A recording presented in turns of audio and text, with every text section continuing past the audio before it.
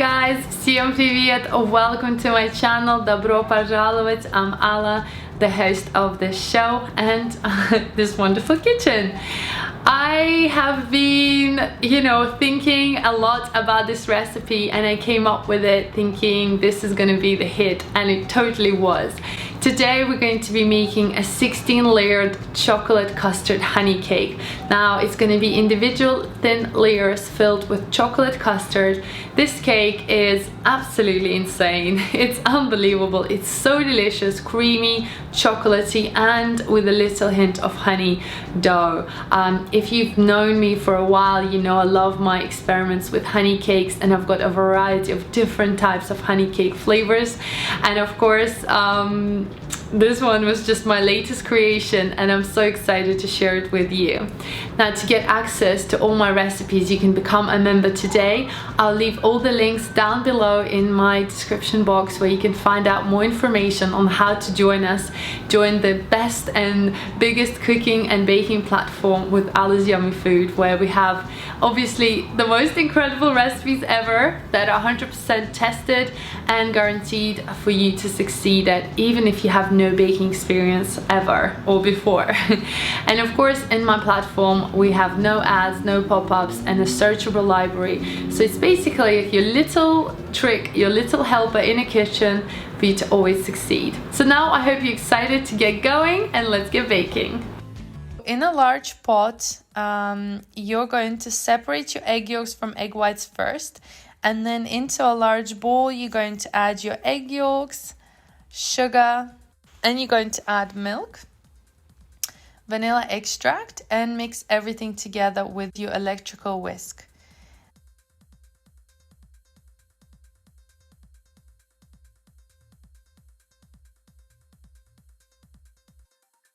Then you want to add your cocoa powder together with plain flour and mix everything one more time.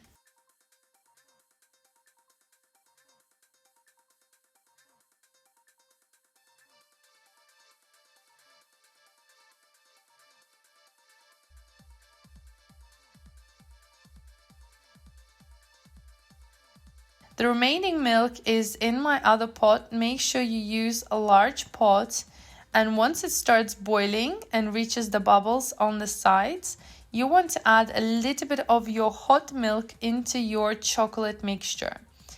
You want to add this slowly, a little bit at a time, and keep whisking every time you add your hot milk inside. The reason we do this is because we don't want to cook our eggs, and there is a really high chance of making scrambled eggs if you don't follow this procedure as I explain it. And you want to do it nice and slow and not overdo this. Once you've added half of your hot milk, you're then going to take your mixture and add it back into your pot with the remaining hot milk. Okay, now that your eggs are used to the temperature, they will not cook now. You want to mix everything together, and make sure you take a large pot because you're going to be mixing your chocolate custard on the stove for quite some time. Once it's on the stove, you just want to use your spatula and mix all the time, using the bottom, the sides, and making sure that your custard is being cooked on a medium heat for a while. You don't want to leave the custard unattended because there is a really high chance that it can burn and have lots of lumps. So you want to mix it until it becomes thicker. A really good way to test this is with your wooden spatula or your wooden spoon. If you go over with your finger or a knife over the spoon and it doesn't drip away, and you can see the line in the middle stays, that means your custard is done. That is a really good way of telling when your custard is down. And also you will see that it has thickened and became nice and pourable. Now you want to sieve your custard into a different bowl using a whisk, using a sieve, and just getting rid of any excess bits that might be there. Now this is really important to make sure your custard fully cools down, and you might want to leave this in a room temperature for several hours. I usually put it away and cover it with cling film and store it in a fridge for about 1 hour. Depends how much you're making, so it will really depend on the amount that you will need. We are going to be mixing our butter together with our custard, so make sure your butter is at room temperature, otherwise your cream will completely split. So in your stand mixer, you're going to add your custard, and then you're going to whisk this on high speed to cool it down even more, and then slowly start adding butter. Okay, you want to add butter at room temperature and keep mixing on very high speed, adding butter a little bit at a time. Then once your mixture is done, you want to add your whisked heavy or double cream until firm, stiff peaks. And then you're going to gently incorporate that with your custard. Now this is really important to do, and make sure that your custard also has cooled down, otherwise your cream will melt. So make sure you do this as a last step. Once your custard has completely cooled down, you're going to incorporate your whisked cream together with your custard.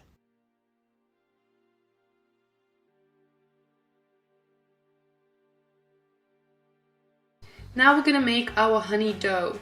In a large pan, add your unsalted butter and melt it until it's quite liquid.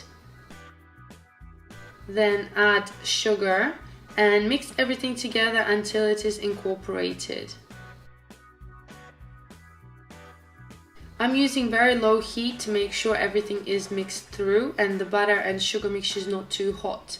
Then we're going to add baking soda, mix that in, and then we're going to add our eggs, and you want to whisk at this stage really quickly and lower the heat completely. Just keep whisking and whisking.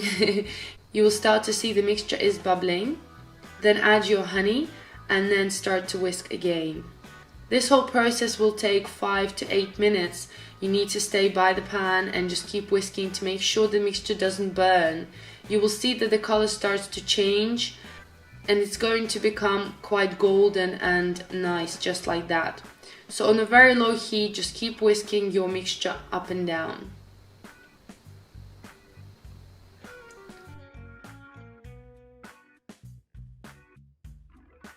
Now the color, I'm happy with that, that's done. We're just gonna now add our flour. I'm adding half of the flour at a time and then mixing it together just to make sure we don't have any lumps. Then add more flour and mix everything together. It's always better to add a bit less flour than more flour, just in case. We don't want very dry sponge, otherwise it's not going to be able to roll out. So just keep adding flour until you feel that the mixture is sticky, but not sticking kind of to your hands and the spatula. I'm adding a bit more flour, and I'm gonna knead my dough on my surface after this, just because it becomes a lot easier to do it on the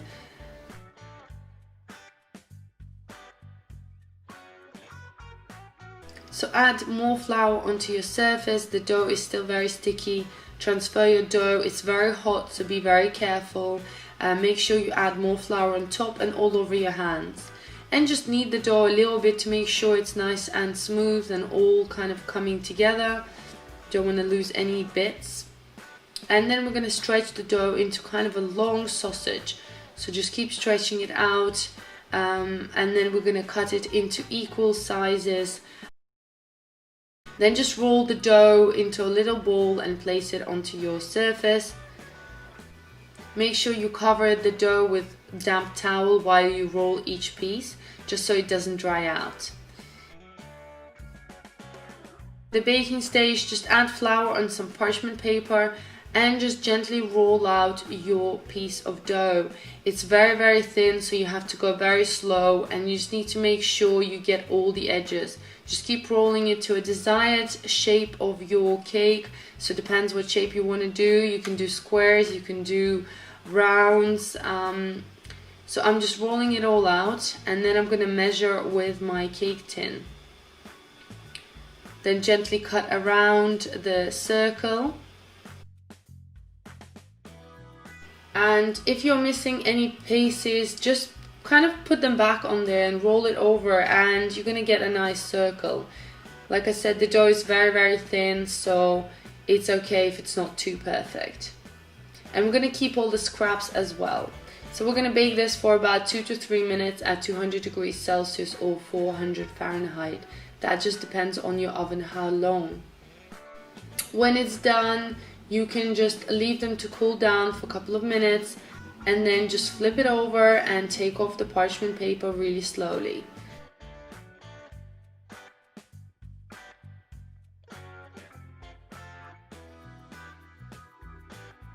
And then leave the dough to cool down.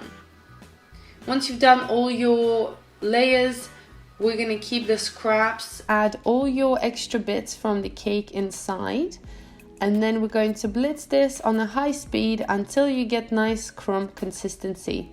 It's gonna look just like this. Now my beautiful layers are done. Look at these, so nice and ready to go.